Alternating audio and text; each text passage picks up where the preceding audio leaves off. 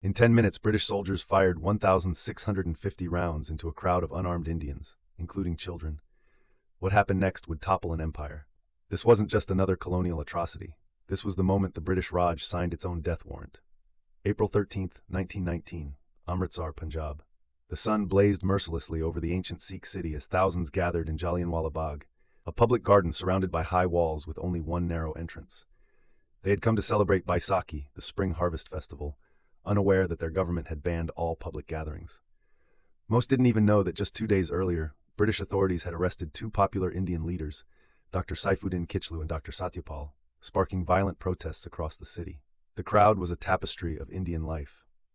Sikh farmers in colorful turbans, Muslim merchants, Hindu families with children, elderly pilgrims who had traveled hundreds of miles for the holy day.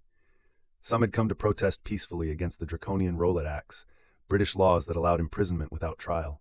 Others were simply there for the festival, sharing food, listening to speakers, enjoying the rare moment of community in an increasingly oppressive colonial state.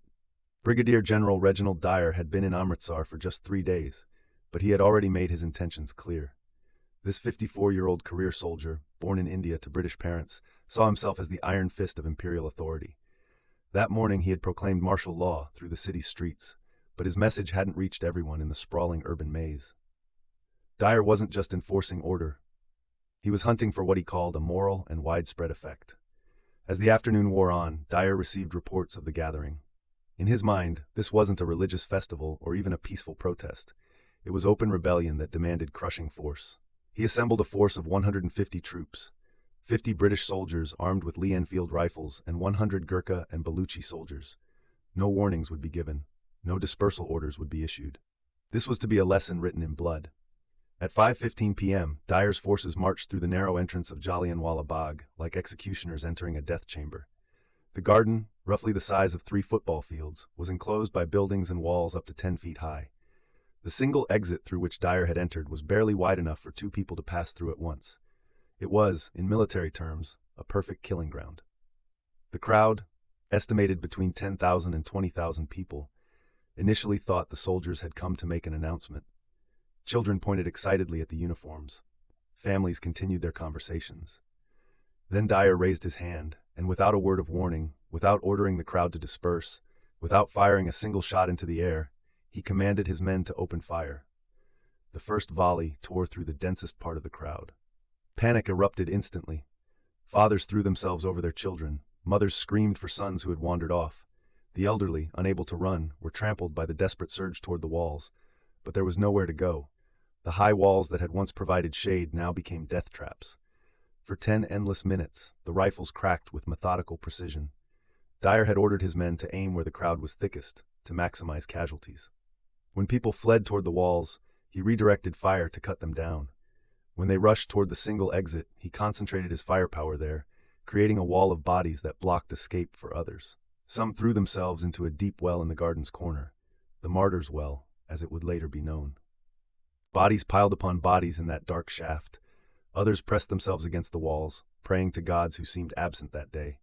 Children as young as 6 months old were crushed in the chaos. The shooting continued until the ammunition ran low. 1,650 rounds had been fired. Not a single shot had been wasted on warning or mercy.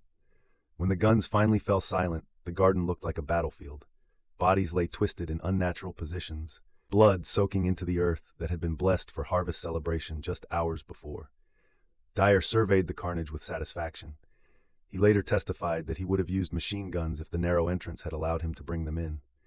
He felt no remorse, only regret that he hadn't killed more. His official report claimed 379 dead and 1,200 wounded, but these numbers were a deliberate undercount. But Dyer had miscalculated catastrophically. Instead of terrorizing Indians into submission, he had created martyrs.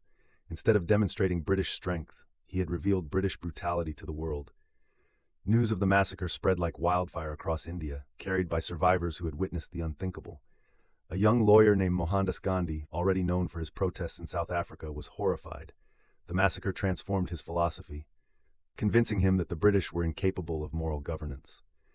The British rule in India has been a curse, he declared, launching the non-cooperation movement that would define the next phase of Indian resistance. Today, Jallianwala Bagh stands as a memorial, its walls still bearing bullet holes from that terrible day.